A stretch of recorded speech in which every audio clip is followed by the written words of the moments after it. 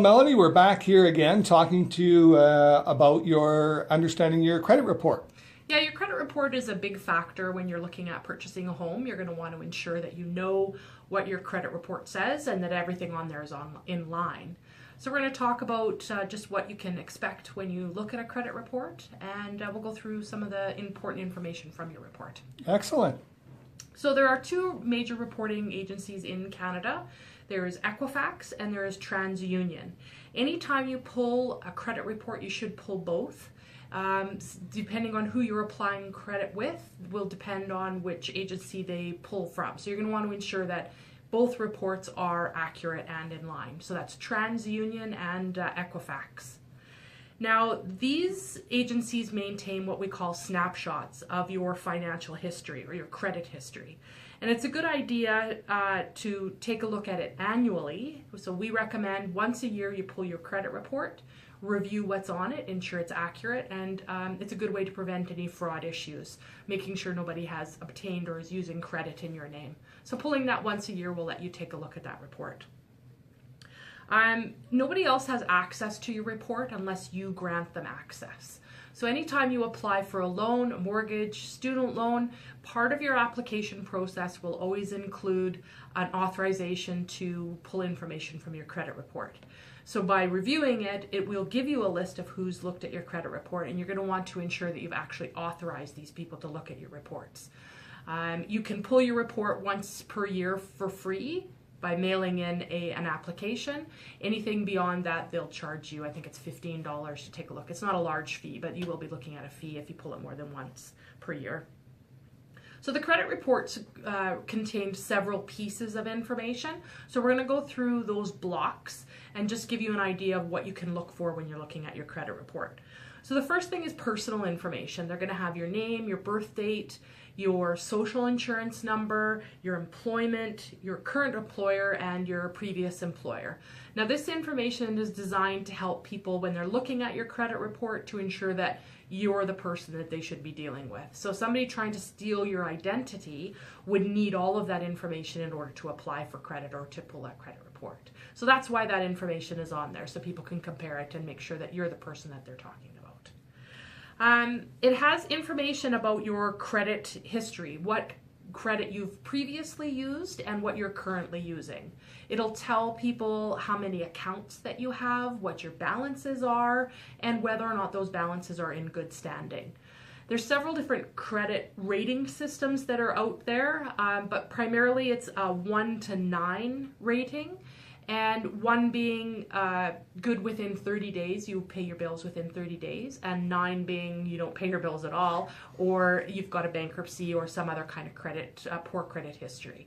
So that rating will directly be influenced by how often you pay your bills and whether or not you pay them on time. Simply paying your telephone bill outside of 30 days can negatively affect your credit report. So if you're looking at making sure your report is in good standing or that you have a healthy credit report, simply by paying your bills on time can help you improve your credit rating. It will also include public information. So there's a series of documents that are maintained on your credit report that are public records.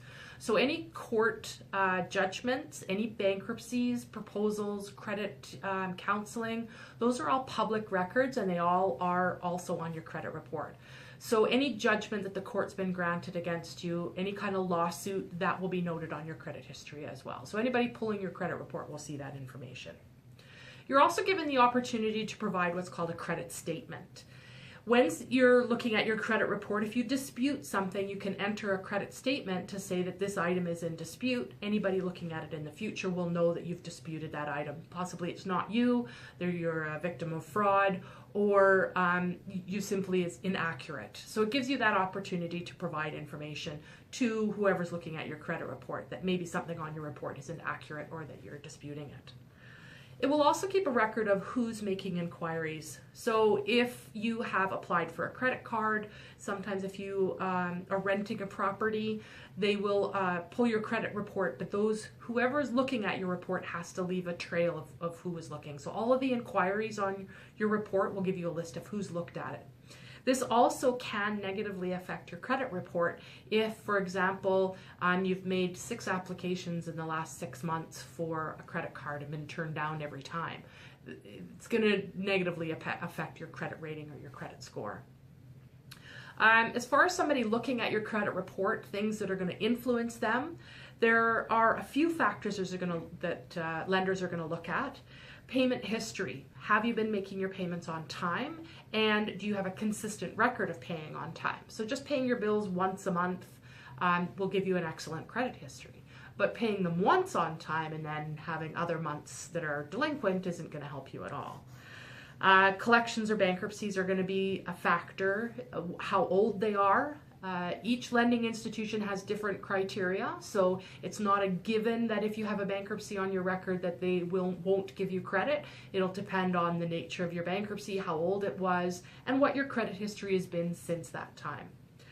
They'll look at your account history. How long have you had accounts? Now, with our younger individuals, if this is the first time buying a home, you may not have an extensive credit history, so you're going to want to try and ensure that you have some kind of history there or a record of your ability to use credit successfully before you go off and try and buy a home. If you don't have any credit history, it's not likely that they're going to loan you money. So even just any kind of consistent history on your report is going to help you buy a home. The number of inquiries. Again, if you've got a half a dozen people looking at giving you a credit card, there may be some negative impact to your credit history. But for the most part, lenders will look at 3 factors as the most prevalent for your credit history.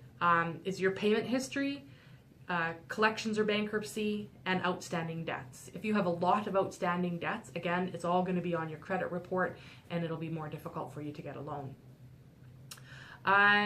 If you have too much available credit, so if you have 6 credit products and you have 0 balances on all of them, but if you maxed out all of that credit, you would be far outside of your ability to repay it. If you're not using those accounts, consider closing them. Having only 1 or 2 consistent credit history reports or open accounts is more beneficial than having 6 or 7 open accounts that have no balances on them. So those are some of the factors that you should look at as far as your credit report is.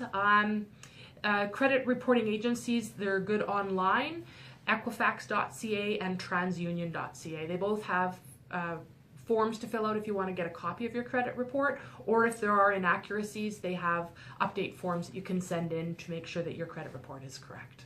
So that's just give a little bit of information about your credit report.